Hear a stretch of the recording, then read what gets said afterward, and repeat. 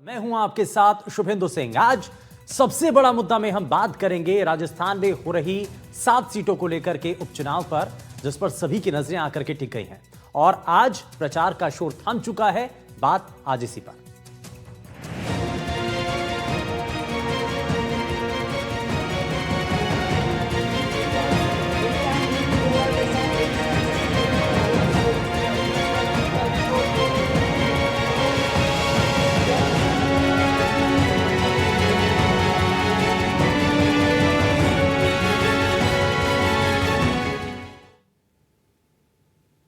राजस्थान में 7 सीटों पर विधानसभा उपचुनाव के लिए प्रचार का शोर थम चुका है और चुनाव प्रचार के अंतिम दिन सभी उम्मीदवारों और उनकी पार्टियों के नेताओं ने मतदाताओं का समर्थन हासिल करने के लिए अपनी पूरी ताकत लगा दी है। सीएम अचलराज शर्मा डूंगरपुर में आदिवासी शंकरलाल डामोर के घर पहुंचकर उन्होंने पूजा की, चाय भी पी और अब डोर टू डोर कैंपेन शुरू हो चुका है। घर घर जाकर के व्यक्तिगत ही वोट की अपील की जा रही है। 13 नवंबर को 7 विधानसभा सीटों पर मतदाता अपनी पसंद के उम्मीदवारों के चयन के लिए मतदान करेंगे और ठीक 10 दिन बाद यानी 23 नवंबर को मतगणना होगी और चुनाव परिणाम घोषित हो जाएंगे। 7 सीटों पर यह चुनावी मुकाबला बड़ा रोचक नजर आ रहा है। सभी पार्टियां और प्रत्याशी अपनी अपनी जीत के दावे कर रहे हैं। कई सीटों पर त्रिकोणीय मुकाबला दिखाई दे रहा है। खीवसर, चौरासी, सलूंबर, झुंझुनू और देवली उनियारा ऐसी सीटें हैं जहां दौसा और रामगढ़ विधानसभा सीट पर भी बीजेपी कांग्रेस के बीच यह सीधी सीधी टक्कर मानी जा रही है। दौसा की सीट पर हार जीत का असर किरोड़ीलाल मीणा और सचिन पायलट पर भी नजर आ सकता है, क्योंकि इस हौज सीट पर दोनों दिग्गजों की प्रतिष्ठा दांव पर है। बीजेपी से किरोड़ीलाल मीणा के भाई जगन मोहन मीणा चुनाव लड़ रहे हैं और पायलट के गढ़ में कांग्रेस प्रत्याशी दीनदयाल बैरवा मैदान में है। बीजेपी के लिए सलूंबर, कांग्रेस के लिए दौसा, देवली उनियारा और झुंझुनू के गढ़ बचाना सबसे बड़ी चुनौती है। वहीं आरएलपी के हनुमान बेनीवाल के लिए खीवसर सीट और बीएपी के राजकुमार रोत के लिए 84 सीट बचाना प्रतिष्ठा का सवाल है। इन सीटों के जातीय सियासी समीकरण अलग अलग हैं। राज्य में बीजेपी की सरकार बनने के बाद पहला विधानसभा उपचुनाव हो रहा है और सीएम भजन लाल और बीजेपी के प्रदेश अध्यक्ष मदन राठौर के लिए भी यह बड़ी सियासी परीक्षा है।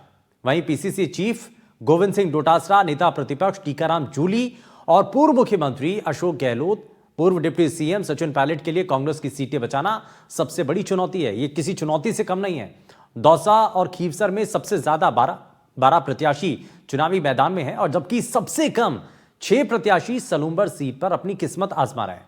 चौरासी और रामगढ़ में 10-10 प्रत्याशी हैं, जबकि झुंझुनू में 11 प्रत्याशी चुनावी मैदान में हैं और 7 विधानसभा सीटों यानी कि दौसा, झुंझुनू, देवली उनियारा, रामगढ़, खीवसर, सलूंबर, इन सभी कुल मिलाकर के 7 सीटों पर 69 उम्मीदवार मैदान में हैं, जहां पर फ्लैग मार्च भी शुरू हो चुका है। मतदान शुरू होने तक ड्राई डे रहेगा। कहां कौन किस पर भारी पड़ सकता है, कौन सीधी चुनावी टक्कर दे रहा है, कहां त्रिकोणीय मुकाबला है, इसी पर 7 सीटों का संग्राम में आज हम चर्चा करेंगे। हमारे साथ कुछ खास मेहमान भी जुड़ेंगे, लेकिन उससे पहले हम आपको ग्राफिक्स के जरिए भी बहुत जो डीप जानकारी है, जो गहरी जानकारी है, वो हम आप तक पहुंचाएंगे और कैसे 7 सीटों का जो संग्राम है, कौन किस पर कितना भारी पड़ता हुआ नजर आ रहा है और कौन से ऐसे बड़े मुद्दे हैं जो कि इस पूरे चुनाव में प्रभाव उनका दिखाई देगा, कौन सारे ऐसे अलग अलग इश्यूज हैं जो कि स्थानीय स्तर पर उठ करके अब यहां पर परिवर्तन की दिशा में उनका प्रभाव दिखाई देगा। अब टिकट चयन से लेकर के अब चुनाव प्रचार के अंदर जो सभी राजनीतिक दलों ने अपना प्रभाव दिखाने की कोशिश की है, कितना असर उसका पड़ा है, ये बहुत सारी चीजें हम जरा इस पूरे कार्यक्रम के दौरान जानेंगे, समझेंगे। लेकिन इस सब के बीच में एक चीज और यहां पर देखने वाली है कि सबसे पहले आपको मुकाबला बताएं कि आखिर इस पूरे चुनाव के अंदर 7 सीटों पर क्योंकि उपचुनाव हो रहा है और इन 7 सीटों में आमने सामने की टक्कर किसके बीच में है, जरा वो आपको दिखाते हैं। जरा ये आप तस्वीर देखिए और ग्राफिक्स के जरिए आप जरा समझिए। 84 सीट की हम बात कर रहे हैं यहां पर, क्योंकि बीएपी का एक बड़ा अच्छा खासा होल्ड है।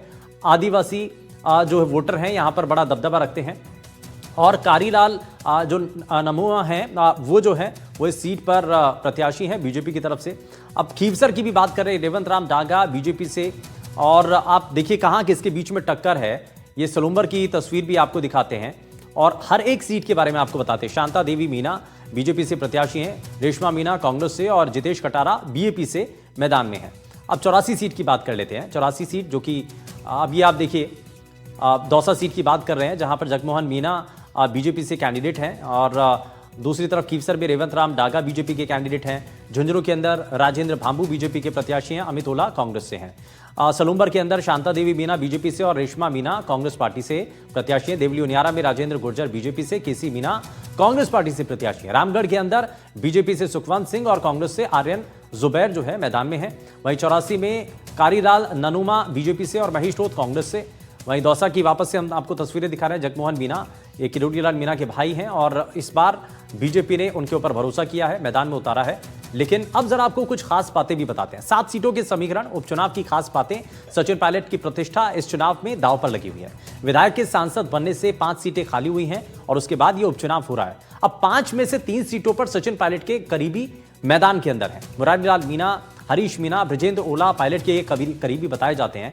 अशोक गहलोत की कल्याणकारी योजनाएं क्या काम करेंगी, क्या उसके आधार पर कांग्रेस पार्टी को लोग वोट करेंगे। बीजेपी सरकार के 10 महीने के काम की भी परीक्षा है। साउथ राजस्थान में आदिवासी वोटरों पर दारोमदार है, आखिर वो किस तरफ रुख करते हैं। साउथ राजस्थान में आदिवासियों का रुझान, इससे पता चलेगा कि उनका रुख किधर है। सचिन पायलट की प्रतिष्ठा क्योंकि दांव पर लगी है, तो कांग्रेस पार्टी में एक बड़े नेता के तौर पर और विधानसभा चुनाव में जब अशोक गहलोत की हार होती है, या ये कह लीजिए कि उनकी सरकार जब जाती है, नई सरकार चुनकर के आती है, तो वहां से जो है सचिन पायलट के प्रभाव का जो है असर दिखाई देने लगता है और वहां से सचिन पायलट को ज्यादा थोड़ा तवज्जो भी मिलती है। लेकिन अब जो है उनके प्रभाव वाली सीटों पर जब चुनाव हो रहा है, बाई इलेक्शन हो रहा है, तो ऐसे में यहां से जीत हार का जो असर है वो उनके चुनावी करियर पर भी पड़ सकता है, उनके राजनीतिक सफर पर भी पड़ सकता है, उनके राजनीतिक करियर पर पड़ सकता है।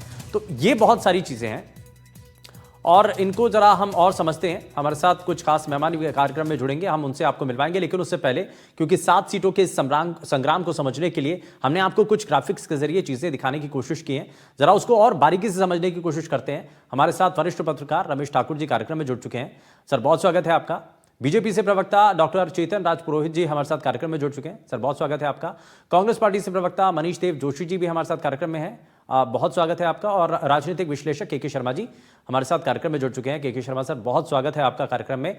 और शुरुआत सबसे पहले लेकिन मैं रमेश ठाकुर सर आपसे ही कर रहा हूं, ये अभी तक के चुनाव को लेकर के, क्योंकि चुनावी शोर तो थम चुका है और प्रचार अब सिर्फ डोर टू डोर जाकर के ही किया जा सकता है, लेकिन इस पूरे चुनाव के अंदर जहां से शुरुआत हुई थी, क्या समय के साथ जैसे जैसे दिन आगे बढ़े आपको लगा कि किधर थोड़ा सा कच्चा पक्का होता नजर आ रहा है?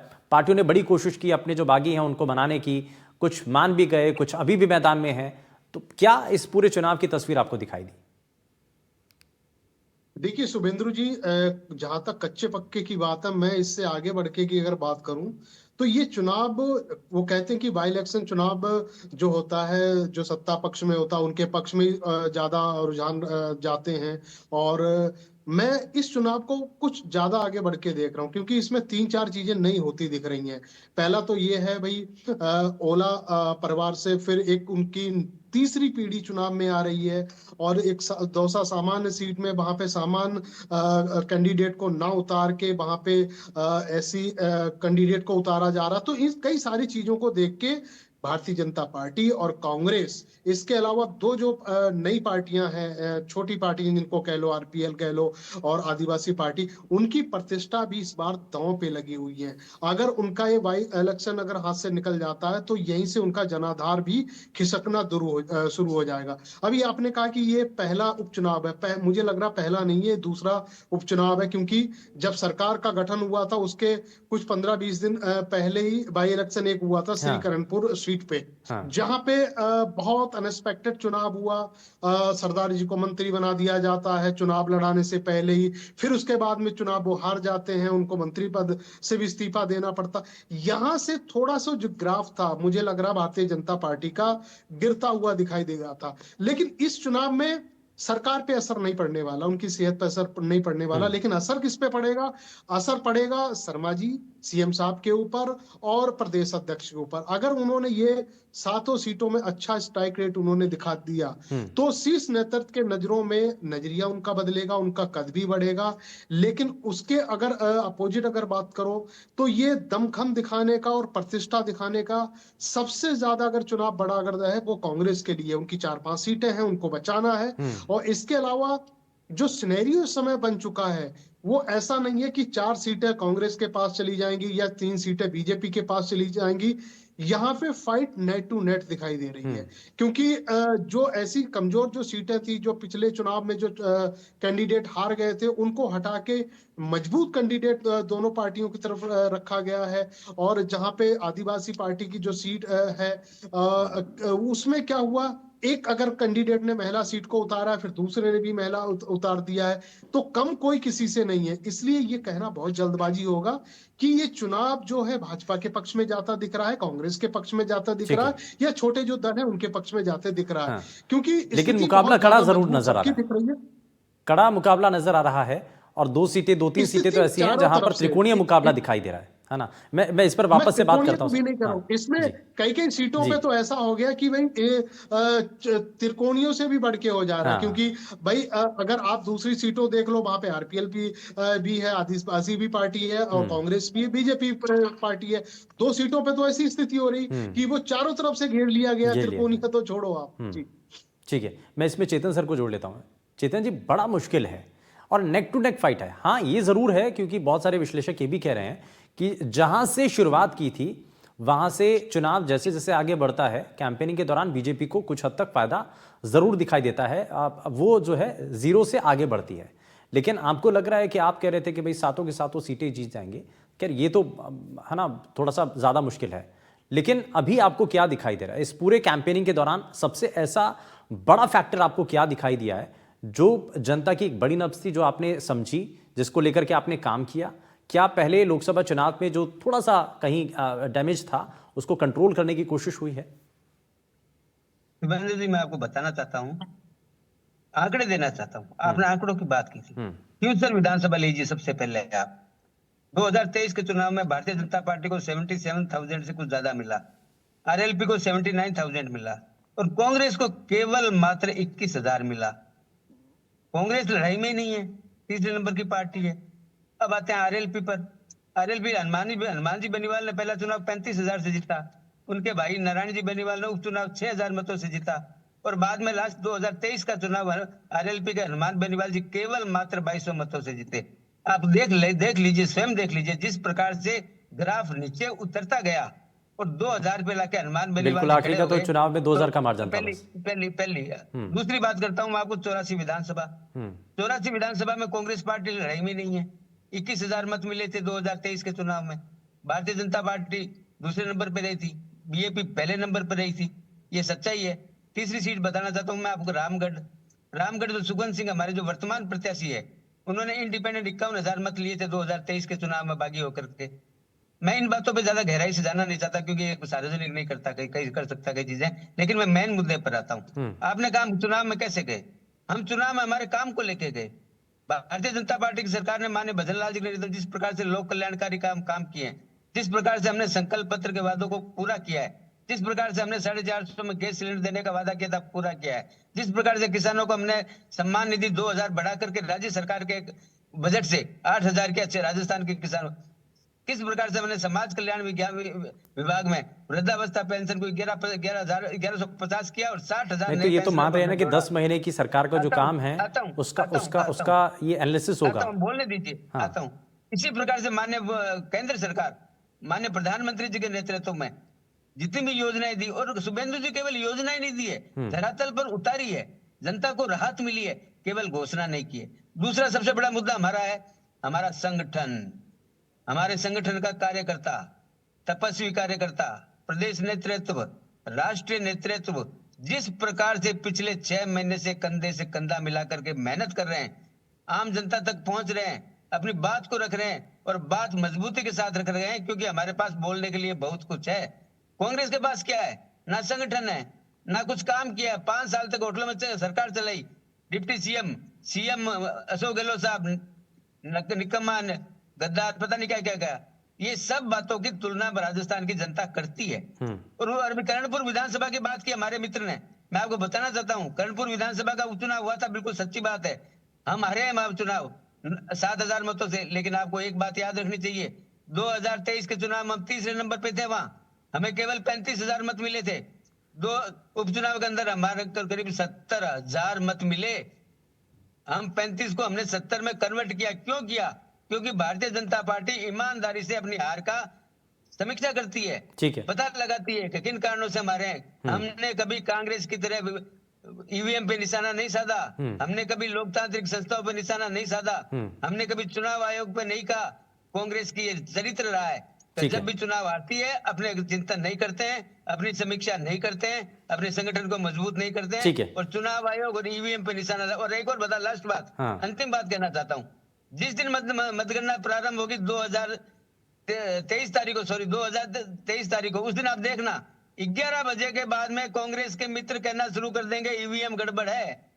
मैं आज कह रहा हूँ शुभेंदु जी, मैं भी रहूंगा उस दिन आपके साथ डिबेट में लाइव, कहना शुरू कर देंगे। क्यों कहना शुरू कर देंगे? क्यों? इनको पता है हमारी हार निश्चित है। मैंने 4 विधानसभा आपको बताई, कांग्रेस टक्कर में नहीं है। क्या बात कर रहे हो आप दौसा में आ जाइए, डीसी बेरवा जी इनके प्रत्याशी है, जगमोहन जी मीणा हमारे प्रत्याशी है। आप रिजल्ट आए जब देख लेना इनका क्या हालत होती है दौसा के अंदर। ठीक है, ठीक है। मनीष जी को, लोगों ने मेहनत की, मनीष जी को जोड़ लेता हूँ। ठीक है, जनता को डिलीवरी की है, जनता को राहत प्रदान की है। ठीक है, अब जनता की मेहनत का समय है, अब जनता की मेहनत का समय है। अब पॉलिटिकल पार्टियों ने जितनी मेहनत करनी थी वो कर ली है। सातों के सातों सीटें जीतेंगे। हाँ ठीक है, मनीष जी को जरा जोड़ता हूँ। मनीष जी देखिए, कुछ सीटें हैं जिनके बारे में बता दिया, अब आपके पास जो बची हुई सीटें थी, अब ये इस चुनाव को, बाई इलेक्शन को इसलिए भी बड़ा कांग्रेस पार्टी के लिए जरूरी ये है कि आपको अपना गढ़ बचाना है, और अगर नहीं बचा पाए तो सेंधमारी बीजेपी करने के लिए तैयार बैठी है, और जिसके लिए प्लानिंग क्या है और क्या उनके काम है वो तो बता ही रहे ना, कि 10 महीने की सरकार का जो काम है वो हम बता रहे हैं। वो कह रहे हैं कि पहले क्या होता था उसका भी आकलन जनता कर रही है। मात्र 10 महीने का बचाने का काम है। हमारे पास गई सरकार के 5 सालों के जो जनहित काम है वो हमारे पास बताने के लिए बहुत बड़ा खाका है, और इन्हीं बातों को लेकर हम जनता के बीच में गए। चुनाव जीते हारे विषय नहीं है, लेकिन इस बात का हमको गर्व और फक्र है कि हम अशोक गहलोत की सरकार ने, कांग्रेस की सरकार ने जनहित के जितने निर्णय किए आज दिन तक किसी सरकार ने नहीं कर पाई। लेकिन हर एक फैसले, ज्यादातर फैसलों को लेकर के, आखिरी समय के फैसलों को लेकर के मनीष जी, मौजूदा वक्त की सरकार ने सवाल उठा दिया, कमेटियां तक गठित कर दी गई हैं। फैसले सरकारों ने लिए, जिले इतने बनाए और आमजन की सुविधा के लिए बनाए। अब ये तो जिले बंद करने पे तुले हुए हैं, संभाग बंद करने पे तुले हुए हैं, और ये कहते हैं कि हमने विकास कर दिया। विकास के मायने क्या है ये तो तय कर लें। और रही बात, ये बताते हैं कि हमने सामाजिक सुरक्षा पेंशन बढ़ा। हर सरकार की जिम्मेदारी है कि सामाजिक सुरक्षा की जो बात है, समय समय पे जब भी महंगाई बढ़ती है, फाइनेंस डिपार्टमेंट को अगर उन्होंने कभी पढ़ा हो तो जब भी महंगाई का जिस प्रकार से रेशो बढ़ता है उस प्रकार के रेशो में सामाजिक सुरक्षा की पेंशन बढ़ाई जाती है। और किसी भी सरकारों को ये काम करने हैं, चाहे कांग्रेस हो कि बीजेपी हो। बस बात उतनी है कि आपके मन में कितनी शिद्दत है उस काम को करने की, कितना डिटर्मिनेशन है। और रही बात 84 की, मैं 84 की बात दोहराता हूँ। हमारा एक नया कैंडिडेट महेश रोज चुनाव में है, फ्रेश है, सरपंच है, छात्र संघ का पूर्व अध्यक्ष रह चुका है, और आने वाले चुनाव में जो पूर्व में जो विधायक थे और वर्तमान में सांसद है राजकुमार जी रोज, उन्होंने जो यहाँ पर गंगा जमनी हमारी तहजीब थी उसमें जो जहर घोलने का प्रयास किया है उसको यहाँ की जनता भली भांति समझ चुकी है। और इस चुनाव में मनीष जी अभी समझ नहीं आ रहा है, आप पहले साथ में थे लोकसभा में, विधानसभा आते आते परिस्थितियां बदल जाती हैं, गठबंधन तक होता नहीं है, उन्होंने एजेंडे तय अब ये कहाँ आ गई? कास्ट पे चुनाव लड़ा, कास्ट पे हम कभी चुनाव नहीं लड़ते, कास्ट पे कभी चुनाव नहीं लड़ता। कांग्रेस हमेशा धर्मनिरपेक्ष दल का, धर्मनिरपेक्ष का समर्थन करती है, कभी भी जातिगत आधार पर कभी भी चुनाव नहीं लड़ा। विकास के मुद्दे पर चुनाव लड़ा, शिक्षा पर चुनाव लड़ा, रोजगार पर चुनाव लड़ा, खाद्य सुरक्षा पर चुनाव लड़े, कृषि पर चुनाव लड़े। इस तरह से अब ये बहुत सारे लोग तो कह रहे हैं कि आप दोनों का फ्रेंडली मैच चल रहा है। चुनाव नहीं लड़े भाई, लोकसभा में आप साथ में थे, अब ये जो विधानसभा का बाई इलेक्शन हो रहा है ये फ्रेंडली मैच खेल रहे हैं आप? फ्रेंडली मैच नहीं खेल रहे हैं, बकायदा चुनाव लड़ रही है, और चुनाव शिद्दत से चुनाव लड़ रहे। नया हमारा नया कैंडिडेट है, फ्रेश कैंडिडेट है, नया युवा लड़का है, और इस चुनाव को अच्छी तरह से चुनाव जीत के आएगा वो। एक ही सीट लोकल है, रोज है, बाकी 6 सीटें 84 की सीट, रामगढ़ की सीट। ये परिवारवाद की बात हमसे करते हैं, क्या इन्होंने कहीं परिवारवाद नहीं किया हुआ है? आदरणीय किरोड़ी जी का इस्तीफा आज दिन तक इन्होंने क्यों स्वीकार नहीं किया? वो कह रहे हैं मुझे तो इस मंत्रिमंडल में नहीं रहना, नहीं आप तो रहोगे, नहीं आप तो हमारे यहाँ रहोगे, आप तो रहोगे। कितनी देर किसी को मान मरवार करोगे? उनको उनके हाल पे छोड़ देना। तो व्यक्ति की निजी स्वतंत्रताएं हैं, अगर वो इस्तीफा दे चुके, हिम्मत क्यों नहीं करते इस्तीफा स्वीकार करने की? और ये चुनाव के बाद आप क्यों निर्णय ले रहे हो? ले लेते हैं चुनाव के पहले निर्णय, क्योंकि आपके उनके भाई को टिकट देकर आपको उनको खुश रखना था, खुशामदगी करनी थी। अगर ये नहीं करते तो आपको पता था कि वहां का चुनाव हारेंगे दौसा का। बात सलूम्बर की करता हूँ। सलूम्बर में हमारे पूर्व CWC सदस्य रघुवीर जी मीणा साहब गए 2 दिन की आपने रैली देखी होंगी हमारे प्रदेश अध्यक्ष के साथ में, कंधे से कंधा मिलाकर चुनाव लड़ रहे हैं और रेशमा मीणा वहां पर चुनाव जीत रही है। ठीक है, हमारी पूर्व प्रधान रह चुकी है वो। ठीक है। देवली उनियारे की बात करता हूँ, KC मीणा साहब, हरीश जी मीणा साहब ने पूरी ताकत झोंक रखी है, सचिन पायलट साहब ने पूरी ताकत झोंक रखी है, अशोक गहलोत साहब ने पूरी ताकत झोंक रखी है, गोविंद डोटासरा साहब उस सीट पर लगे हुए हैं। 7 सीटों में कोई ऐसा सीट नहीं है जहां पर कांग्रेस चुनाव नहीं जीतेगी। और विगत कई चुनाव के उपचुनाव अच्छा, जीत हार का श्रेय देंगे किसको? हमेशा कांग्रेस जीत का तो ठीक है, वो आला कमान के पास चला जाएगा, लेकिन अगर कहीं गड़बड़ रह जाती है तो इसका ठीकरा किसके ऊपर फूटेगा फिर? ठीकरा फोड़ने की बात नहीं, जनता का निर्णय स्वीकार्य रहेगा। किसी के माथे ठीकरा फोड़ने की बात चीज नहीं है। बीजेपी के प्रवक्ता कह रहे हैं कांग्रेस ने, आप जब रिजल्ट आता है, जब परिणाम आता है, आप ईवीएम के ऊपर या तो ठीकरा फोड़ देते हैं। मैं आपसे ईवीएम की बात पे आता हूँ। अगर ये इतने हिम्मत वाले हैं, कोई एक चुनाव किसी भी स्टेट का है हिम्मत, तो ईवीएम से हटा के देख लो, बैलेट पे करा के देख ले। नहीं तो क्यों, उसका कारण क्या है, क्या वजह है? भाई दुनिया आगे बढ़ रही है, आपको बहस कर ले कि ईवीएम को किसी भी एक जगह हटा के देख ले, बैलेट पे करा के देखे ना। यूएस की बात करते हैं, यूएस इतना बड़ा स्टेट है, क्यों बैलेट पे चुनाव करा रहा है, क्यों ईवीएम पे नहीं करा रहा है? नहीं मतलब एक चीज पर आपको एक चीज को लेकर के आपको अमेरिका के चुनाव की याद आ जाती है, बाकी चीजों पर ध्यान नहीं देना है। श्रेणी में यूएसए आता है, कनाडा आता है, क्यों नहीं करा रहा वो ईवीएम पे चुनाव? मतलब आपको जो चुनावी प्रक्रिया उस पर ही सवाल आप उठा रहे हैं, आपको भरोसा नहीं है ईवीएम पर? बात करते हैं, मैं तो कह रहा हूँ कि इनके शीर्ष नेतृत्व से इतनी बात कर दें कि कोई एक चुनाव था कि हम भी संतुष्ट हो जाए, मान लेंगे आपकी बात, स्वीकार कर लेंगे। कोई एक विधानसभा का चुनाव, कोई एक लोकसभा का चुनाव आप बैलेट पे करा लो। मैम ठीक है, चेतन जी जरा जवाब दीजिए। चेतन जी एक लाइन में जवाब देता हूँ। मैंने पहले ही कहा था ना, आगे ना सही लाइन पर। पहली बात। दूसरी बात मैं ये कहना चाहता हूँ कांग्रेस के मित्र को, सबसे पहले आप सरकार से रिजाइन करिए, कर्नाटक में, तेलंगाना में करिए, आप हिमाचल प्रदेश में करिए, क्योंकि आप ईवीएम को नहीं मानते हैं। नहीं मानते तो छोड़िए सरकार वहां पर, हम ईवीएम को नहीं मानते हैं, लेकिन आप नहीं करेंगे ऐसा, क्योंकि आपको केवल आरोप लगाने की राजनीति करनी है। नंबर 1। नंबर 2 मैं आपको बताना चाहता हूँ, लोग विधानसभा उपचुनाव के अंदर ये बार बात कर रहे थे, कांग्रेस पार्टी आज संघर्ष करने की स्थिति में नहीं है, आज बैसाखियों को सहारा लेने की स्थिति में। कभी राजकुमार रोज के चरण वंदन करती है, कभी हनुमान बेनीवाल जी के चरण वंदन करती है, और यही पॉलिसी इन्होंने हरियाणा में अपनाई थी। हरियाणा में इन्होंने खिलाड़ियों के कंधे पे बंदूक रख के चलाई, किसानों की इनकी पोल खुल गई। गुरनाम सिंह चडूरी ने प्रेस कॉन्फ्रेंस करके कहा कि किसान आंदोलन केवल मात्र कांग्रेस सरकार के लिए पंजाब हरियाणा में माहौल बनाने के लिए किया गया था, स्वीकार किया गया है। चलिए ठीक है, ठीक है, द्वारा प्रायोजित कार्यक्रम, ठीक है। मैं इसमें देख लिया पहली बात। राजस्थान की राजनीति पर आना चाहता हूँ, मैं राजस्थान की राजनीति पर आना चाहता हूँ। अभी इन्होंने बात की देवली उनियारा विधानसभा क्षेत्र की, ये वही सचिन पायलट है जिनको निकम मार गद्दार कहा था। ये वही कांग्रेस पार्टी जिसने अपने विधायकों पर राजद्रोह का मुकदमा दर्ज किया था। भारत के इतिहास में आज तक किसी भी राजनीतिक पार्टी ने अपने विधायकों पर राजद्रोह का मुकदमा दर्ज नहीं किया गया, ये इतिहास भी कांग्रेस ने बनाया है। 25 सितंबर की घटना शांति धारीवाल जी के घर पे, इसी से जुड़ा हुआ सवाल मैं जरा जान लेता हूं। मैं इसमें के शर्मा सर को जोड़ रहा हूं। ठीक है सर, चेतन जी ठीक है, ठीक है, मैं इसमें जरा के सर को जोड़ रहा हूं। के सर एक चीज बताइए कि ये जो बड़ा मामला था जिसका जिक्र भी चेतन जी कर रहे हैं, अब ऐसे एक बड़े नेता को जो जिम्मेदारी मिली है, पहले की सरकार में क्या हुआ था, उनके ऊपर क्या आरोप लगे थे, लेकिन मौजूदा वक्त की स्थिति में वो बिग पिक्चर के अंदर दिखाई दे रहे हैं सचिन पायलट। और इस जीत हार को लेकर के सचिन पायलट के जो राजनीतिक करियर है उसके ऊपर क्या आपको असर दिखाई दे रहा है, अगर जीतते हैं तो भी और अगर नुकसान होता है तो भी? देखिए शुभेंदु जी, सबसे पहले तो ये बता दूं कि सचिन पायलट की जो इमेज है उससे हमेशा कांग्रेस को फायदा हुआ है।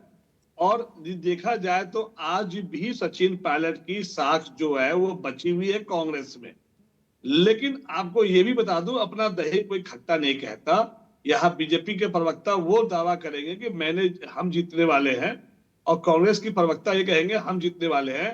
बट इतिहास भी गवाह रहा है कि यदि जब भी सत्ता जिसके पास मिली है, जिस भी स्टेट का, और जब बाई इलेक्शन हुआ है तो सत्ता पक्ष के फेवर में बाई इलेक्शन गया है। चाहे आप हिमाचल के रिसेंट आप देख लो, चाहे वो गोवा का देख लो, या किसी भी जगह का आप देखो कि जहां पे बीजेपी की सत्ता है वहां बीजेपी जीती है और जहां कांग्रेस की सत्ता है वहां जीती है।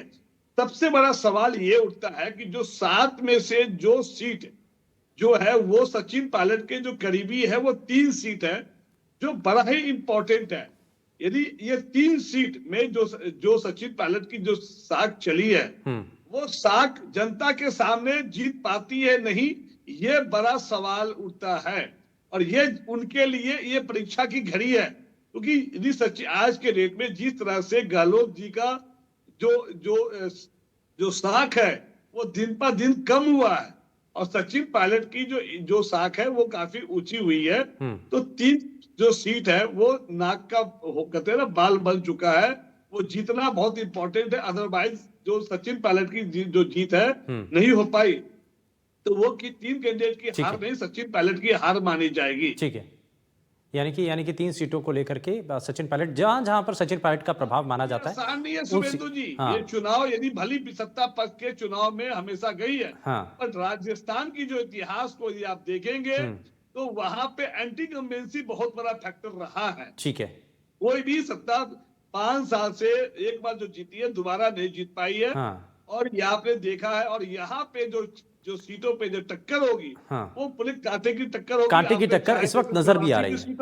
बिल्कुल सर, कांटे की टक्कर नजर भी आ रही है। मैं इसमें जरा समय थोड़ा सा कम है, एक रिएक्शन में जरा जल्दी से रमेश जी से लेता हूँ। रमेश जी, बार बार ये कहा गया था जब हरियाणा और स्टेट के जब चुनाव आए थे जम्मू कश्मीर के, तो उसके बाद से कहा गया था कि राजस्थान में जब बाई इलेक्शन का अनाउंसमेंट हुआ तो कहा गया कि भाई लगता हुआ एरिया है तो वहाँ पर बहुत सारे ऐसे मुद्दे हैं जिनको लेकर के प्रभाव हरियाणा का राजस्थान पर भी दिखाई देगा। पहली चीज़ ये कि कितना असर दिखाई देने की संभावना है, और साथ ही कौन सा बड़ा मुद्दा आपको नजर आता है इस चुनाव के अंदर? देखिए, सबसे पहले जो आपने नियर बाई स्टेट बताया उसका असर तो दिखेगा, लेकिन उससे पहले जो हरियाणा का जो रिजल्ट आया है तो वो एक बूस्टर डोज है इनके लिए, भारतीय जनता पार्टी के लिए, उसका भी असर दिखाई देगा। और बाकी अभी के शर्मा जैसे कह रहे थे कि सचिन पायलट का जिस तरीके से उन्होंने परीक्षा दी है, मुझे लगता है वो अपनी परीक्षा में पास हो चुके हैं।